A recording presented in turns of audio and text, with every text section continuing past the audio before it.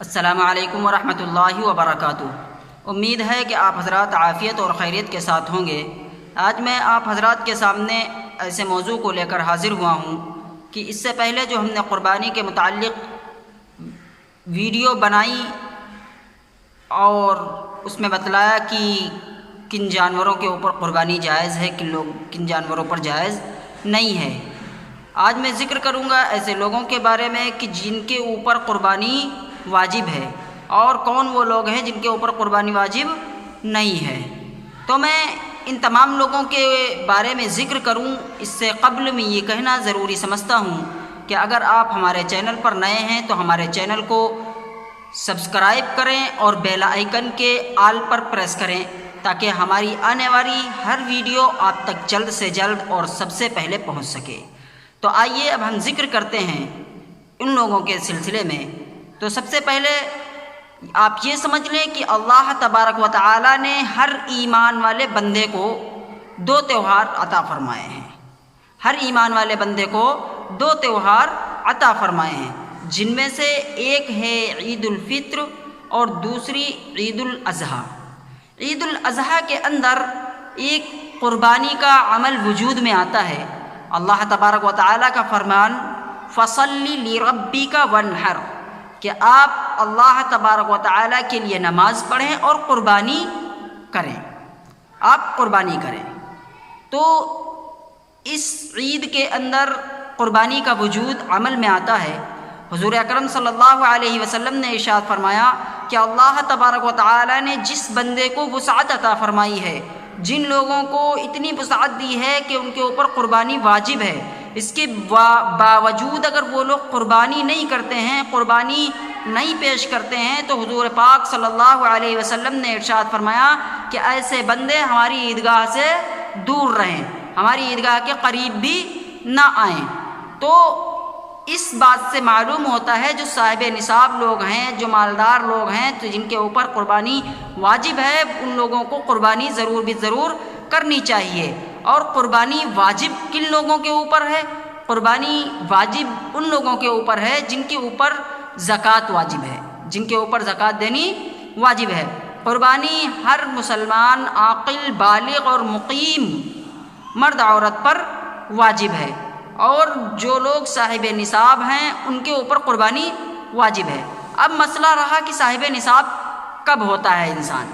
تو صاحب نصاب انسان اس وقت ہوتا ہے جب کہ اس کے پاس 52.5 تولہ چاندی یا پھر 7.5 تولہ سونا یا پھر اس کی قیمت اس کے پاس موجود ہے، تو وہ صاحب نصاب ہو جاتا ہے، وہ صاحب نصاب ہو جاتا ہے۔ اگر 52 تولہ چاندی اور 7.5 تولہ سونا نہیں ہے تو اس کے مقدار سے اس کے پاس قیمت موجود ہے، تب بھی اس کے اوپر قربانی واجب ہے۔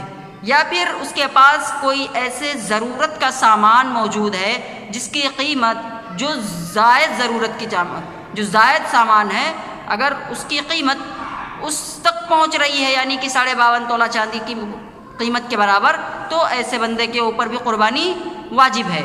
ہاں، اگر کسی بندے کے پاس 52.5 تولہ چاندی نہیں ہے اور 7.5 تولہ سونا نہیں ہے، یا پھر اس کی ضرورت سے زائد کوئی سامان بھی نہیں ہے، تو اب وہ بندہ اپنی تمام کی تمام اشیاء کو ملائے گا، جیسے کہ تھوڑا سونا ہے، تھوڑی چاندی ہے، تھوڑا ضرورت کا سامان ہے، اور تھوڑا جس کے ذریعے جو بزنس کرتا ہے، جس سامان کے ذریعے تجارتی سامان ہے، تو ان کی تمام قیمتوں کو جوڑے گا۔ اگر وہ تمام کی تمام قیمت اتنی بیٹھ رہی ہے جس سے 52.5 تولہ سونا، 52.5 تولہ چاندی یا پھر 7.5 تولہ سونا خریدا جا سکتا ہے، اس کی قیمت کو پہنچ رہی ہے، تو وہ بندہ صاحب نصاب ہو گیا۔ ایسے انسان کے اوپر قربانی کرنی واجب ہے، قربانی کرنی واجب ہے۔ ایسے بندے کے اوپر قربانی لازم اور ضروری ہے۔ جو انسان قربانی نہیں کرتا ہے تو اس کے بارے میں جناب محمد رسول اللہ صلی اللہ علیہ وسلم نے ارشاد فرمایا، ایسے بندے کے لیے ضروری ہے کہ وہ ہماری عیدگاہ تک نہ آئے، ہماری عیدگاہ تک نہ آئے۔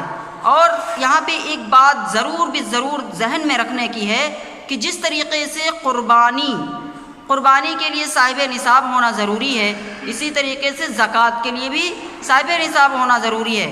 لیکن اس کے اندر ایک مسئلہ آتا ہے، جس طریقے سے زکوٰۃ کے اندر مال کے اوپر سال گزرنا ضروری ہے، زکوٰۃ کے اوپر سال گزرنا ضروری ہے، تب اس کے اوپر زکوٰۃ واجب ہوگی۔ اگر اس کے مال پر سال نہیں گزرا ہے، اس کے مال کے اوپر سال نہیں گزرا ہے تو اس کے اوپر زکوٰۃ نہیں ہوگی۔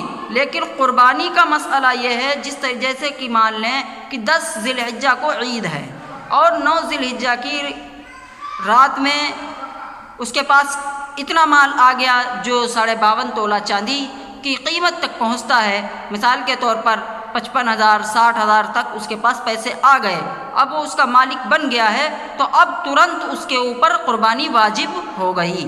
اس کے اوپر قربانی کے اندر سال کا گزرنا ضروری نہیں ہے، سال کا گزرنا ضروری نہیں ہے، صرف یہ مسئلہ اس میں زکوٰۃ کے سلسلے میں چلتا ہے کہ زکوٰۃ کے مال پر سال گزرنا ضروری ہے، اور قربانی کے معاملے میں قربانی میں مال پر سال کا گزرنا ضروری نہیں ہے۔ تو امید کرتا ہوں کہ آپ حضرات کو یہ تمام کے تمام مسائل بخوبی سمجھ میں آ گئے ہوں گے۔ اگر اب بھی آپ کے ذہن میں کوئی کنفیوژن ہے، کوئی ڈاؤٹ ہے، تو آپ اپنی رائے کا اظہار کمنٹ باکس میں ضرور دیں، اور اس میں آپ اپنے سوالات کو درج کر سکتے ہیں۔ انشاءاللہ آپ کے سوالوں کا جواب پیش کیا جائے گا۔ امید کرتا ہوں کہ آپ حضرات ہمارے جوابوں سے متفق ہوں گے، اور آپ حضرات سے درخواست ہے کہ ہمارے اس ویڈیو کو دوسروں تک شیئر کریں تاکہ ان لوگوں کو بھی اس چیز کا علم ہو سکے۔ چلتا ہوں، السلام علیکم ورحمۃ اللہ وبرکاتہ۔